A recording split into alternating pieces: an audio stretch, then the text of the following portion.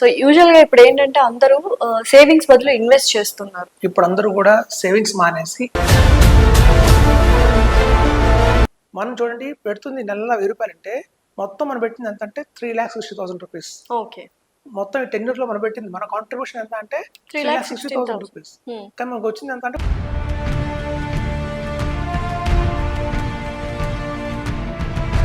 Mutual funds లో confirm గా మనకు ఇంక్రీజ్ అవుతూనే ఉంటది అన్న ఆలోచన ఉండదు. చాలా మందికి డౌన్ అవుతుంది, మార్కెట్ రైజ్ అయినప్పుడు రైజ్ అవుతుంది అన్న ఆలోచనలో ఉన్నారు. సో మరి అది కరెక్టే అంటారు? అప్ అండ్ డౌన్స్ ఉంటాయి.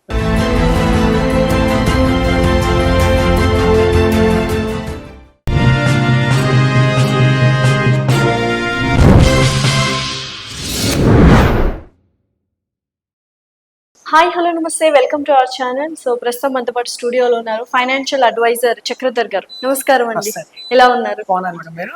నేను కూడా చాలా బాగున్నాను. సో యూజువల్గా ఇంకొన్ని వర్డ్స్ అంటే ఈ మ్యూచువల్ ఫండ్స్లో పెట్టాలన్నప్పుడు టర్మినాలజీ కూడా అంతే ఇంపార్టెంట్, మనం తెలుసుకోవాల్సిన terminology. So direct and regular mutual funds కూడా ఉంటాయి. అసలు వాటి గురించి ఏంటి, డైరెక్ట్ అంటే ఏంటి, రెగ్యులర్ మ్యూచువల్ ఫండ్స్ అంటే ఏంటి?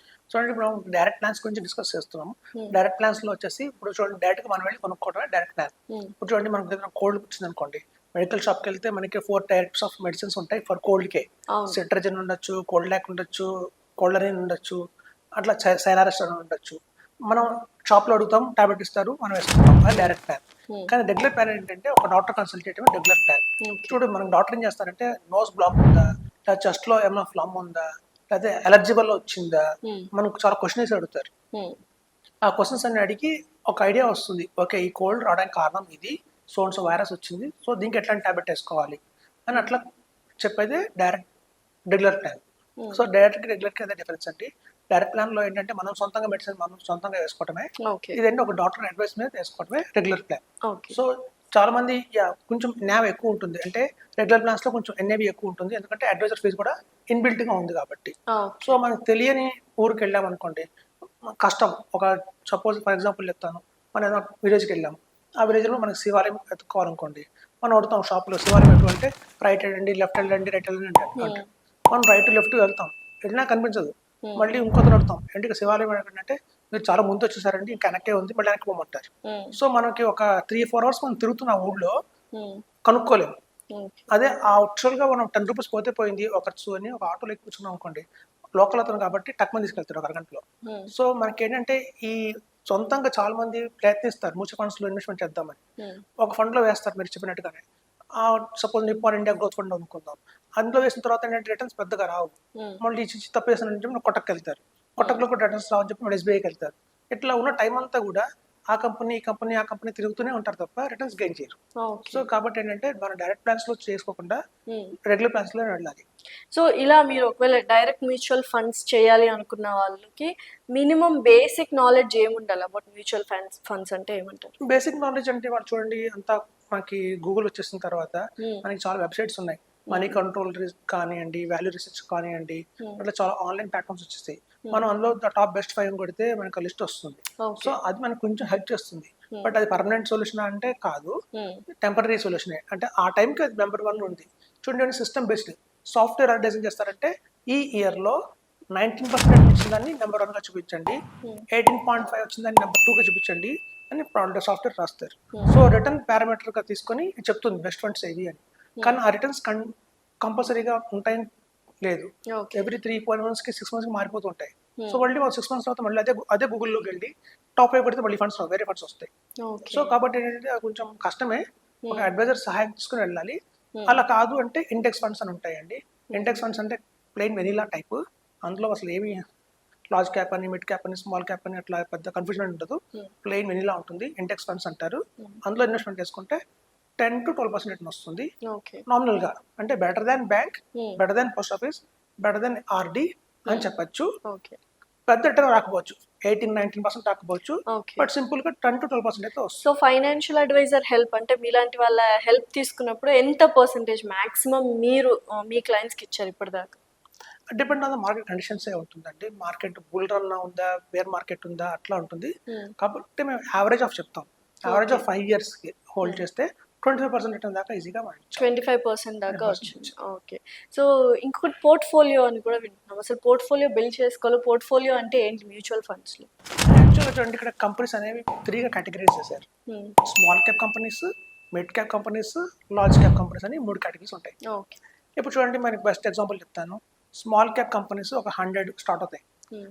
100 స్టార్ట్ అయినప్పుడు ఎలా ఉంటుందంటే, ఒక చిన్న రూమ్లో స్టార్ట్ అవుతాయి. హ్మ్. చిన్న అపార్ట్మెంట్లోనో చిన్న రూమ్లోనో మనం వినుంటాం. ఈవెన్ ఇన్ఫోసిస్ కూడా ఒక 2 బెడ్రూమ్ ఫ్లాట్లో మొదలు పెట్టారు. అవును. సో అట్లా ఒక కొబ్బరికాయ కొడతారు, దండం పెట్టుకుంటారు, స్టార్ట్ చేస్తారు.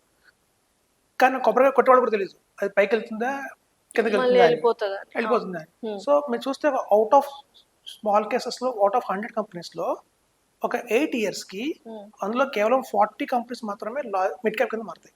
ఓకే. మిడ్ క్యాప్ అంటే అర్థం ఏంటంటే, ఆ ఫ్లాట్, ఆ ప్రెమిసెస్, ఆ ఏరియా కాకుండా ఆ స్టేట్ వైడ్ డెవలప్ అవుతుంది అనమాట. ఓకే. ఆ స్టేట్లోనే కొంచెం కొన్ని డిస్ట్రిక్ట్స్లో ఫామ్ అవుతుంది. హ్మ్. అది మనకి అనుకోవచ్చు మిడ్ క్యాప్ స్టేట్ వచ్చేసిందని చెప్పి. హ్మ్. సో మళ్ళీ అక్కడి నుంచి ఇంకో 7 ఇయర్స్ అయితే హ్మ్. ఈ 40 ఉన్న మిడ్ క్యాప్లోంచి 10 మాత్రం లార్జ్ క్యాప్ కింద మారుతాయి. హ్మ్. లార్జ్ క్యాప్ అంటే అక్రాస్ ఇండియా అక్రాస్. ఎక్స్పాన్షన్ అయిపోయింది. ఓకే. సో అట్లా చిన్న కంపెనీ ఇలా పెద్ద కంపెనీగా మారటమే కేటగిరీస్ ఉంటాయి. హ్మ్. Mid cap, large cap, small cap అని. హ్మ్. నిజంగానండి, ఎప్పుడైతే ఈ స్మాల్ క్యాప్లో ఈ హ్మ్. 100 కంపెనీస్లో కనుక మనం ఐడెంటిఫై చేయగలిగితే, హ్మ్. రాబోయే రోజుల్లో ఆ 10 కంపెనీలు ఏవి అని ఐడెంటిఫై చేయగలిగితే వాళ్ళు కోటీశ్వరులు. చాలా కష్టం కదండి. చాలా కష్టం, అది హైలీ ఇంపాసిబుల్ కూడా. హైలీ ఎందుకంటే ఇంపాసిబుల్. కొబ్బరి కొట్టుబడి తెలియదు వాడు ఎంత పైకి వెళ్తాడా, అవును. మానేస్తాడని చెప్పి. హ్మ్. పాజిటివ్ అటెట్తో మొదలు పెడతారు, హ్మ్. కానీ వాళ్ళకి పొలిటికల్ సపోర్ట్ కావాలి, ఎన్విరాన్మెంటల్ సపోర్ట్ కావాలి, గ్లోబల్ సపోర్ట్ కావాలి.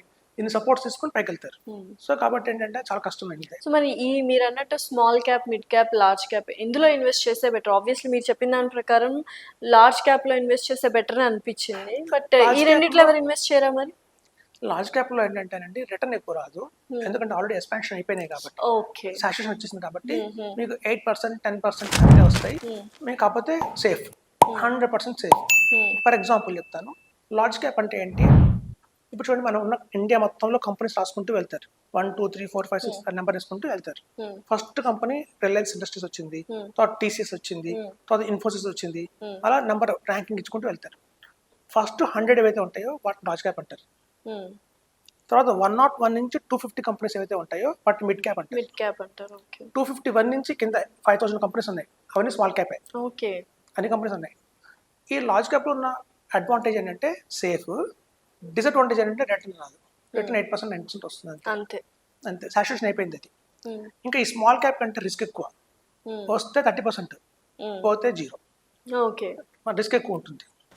ఇంకా మిడ్ క్యాప్ చూసారా, ఇది కొంచెం రీజనబుల్గా ఉంటుంది. హ్మ్. అటు లార్జ్ క్యాప్ అంతా రిస్క్ తక్కువ, రిటర్న్ కూడా స్మాల్ క్యాప్ లాగా వస్తుంది. డిజాల్వ్ అవ్వదు.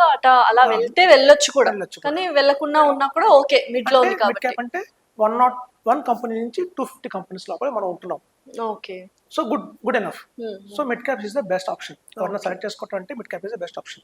సో ఇప్పుడు బీయింగ్ ఏ ఫైనాన్షియల్ అడ్వైజర్ మీరు కూడా చాలా మంది క్లయింట్స్‌కి మిడ్ క్యాప్‌లోనే ఇన్వెస్ట్ చేయమని చెప్తుంటారా? లేకపోతే మీకు తెలిసిన స్మాల్ క్యాప్‌లో కూడా ఇన్వెస్ట్ చేస్తే బెటర్ అని చెప్తుంటారా? యాక్చువల్గా ఏంటంటేనండి, మనం 46 కంపెనీస్ ఉన్నాయి Hmm. ఇండియా మొత్తంలో.